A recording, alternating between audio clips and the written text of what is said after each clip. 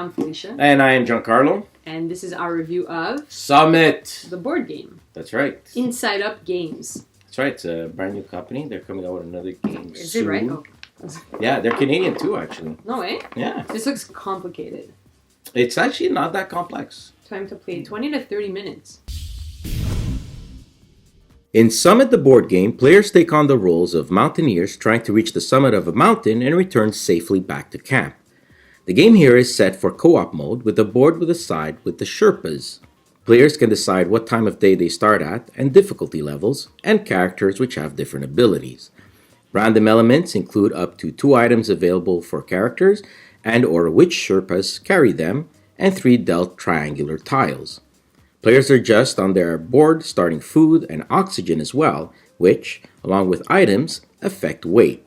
The heavier, the slower you move. Lastly, the team decides on which active player marker they want to use, as they also act as a one-time game bonus. You're ready for your ascent. Turns out broken down into 2 phases, always played in the same order. We'll talk about the first one for now.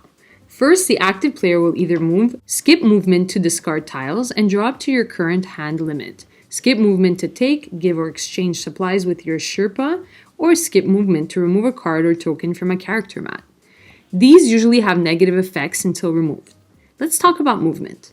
Mountaineers will move up to their current speed along these knots, which act as spaces. If you have more movement points available when at an edge of a tile, you can play 1 from your hand and continue on.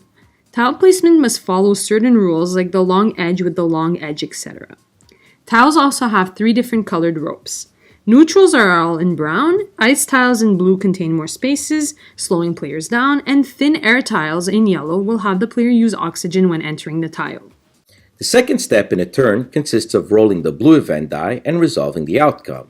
Then you roll the white weather die and resolve its outcome, and draw tiles up to your hand limit, usually 3. If this icon shows up after the event is rolled, you'll draw an event card and resolve its effects. These range from animals, frostbite, finding old trails, fog, and pretty much anything you can think of that can go right or wrong when trekking on a snowy peak. Next, roll the weather die. A sunny day will have you not consume any food. 1 food is used for light snow. Heavy snow will use up 2 food, and the blizzard will have you raise the blizzard track 1 level. The blizzard will also have all players not in camp use as much food and oxygen as the level indicates. Should it reach here, well, you all die. If a player cannot pay in either food or oxygen, they take a wound for each not paid resource. Besides being weakened and closer to death, players also lose movement. So be sure you stock up, but not too much that you can't move either.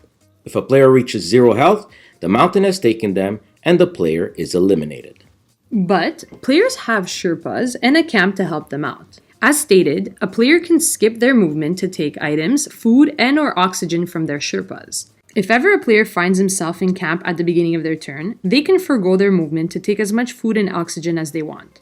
Remember to adjust your weight and movement accordingly. Draw up to 3 item cards keeping what they want and reshuffling the rest. Again, adjust your weight accordingly or gain up to 3 health. To win the game, a player must reach the summit and return to camp.